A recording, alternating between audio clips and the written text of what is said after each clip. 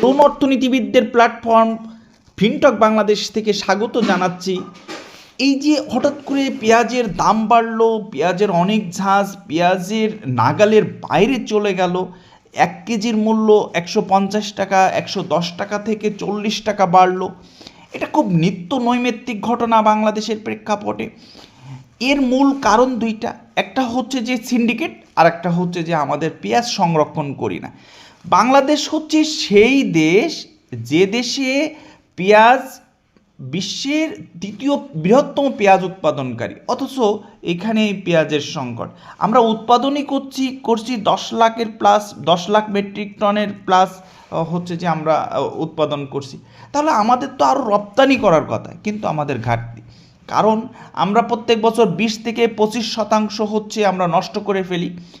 আরেকটা হচ্ছে আমরা নষ্ট করি আমরা ইন্ডিয়া থেকে এবং পাকিস্তান থেকে হচ্ছে যে বিপুল পরিমাণ টাকা আমদানি করি, আমাদের রিজার্ভের টাকা খরচ করে।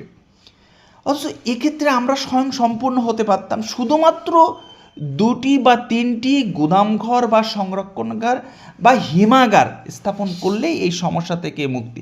কোথায় সেই হিমাগার হবে? পাবনা, ফরিদপুর, রাজবাড়ী বা পার্শ্ববর্তী যে সমস্ত জায়গায় পেঁয়াজের হাব, যে সমস্ত জেলাগুলো প্রায় 1 লক্ষ করে মেট্রিক টন তারা নিজেরাই পেঁয়াজ উৎপাদন করে। একদম সহজ সমাধান। 2 নম্বর হচ্ছে প্রত্যেক বছর অক্টোবর, নভেম্বর বা ডিসেম্বর কেন্দ্রিক বা তার একটু আগে বর্ষা পরবর্তী সময়ে যে সিন্ডিকেট গড়ে ওঠে, এই সিন্ডিকেট ভেঙে ফেলতে হবে। এই সিন্ডিকেটের জন্য কি করতে হবে? বাণিজ্য মন্ত্রণালয়ের ট্যারিফ কমিশন আছে বা অন্যরা নজরদারি করলেই সমস্যার সমাধান হয়ে যাবে। বাজার ভিত্তিক যে আমাদের যে কাজগুলো সেগুলো করতে হবে। 2 নম্বর হচ্ছে আমাদের সংরক্ষণ করতে হবে। করলেই আমরা এই যে পেঁয়াজের ঝাঁজ বা উত্তাপ, এগুলো আর বাজারে থাকবে না। একদিনের ব্যবধানে বা 2 দিনের ব্যবধানে 30 টাকা, 40 টাকা, 50 টাকা, 100 টাকা পর্যন্ত বাড়ার যে নজির সিন্ডিকেটগুলো করে থাকে, যে দুর্নীতি হয়ে থাকে, এই দুর্নীতি রুখতে হবে।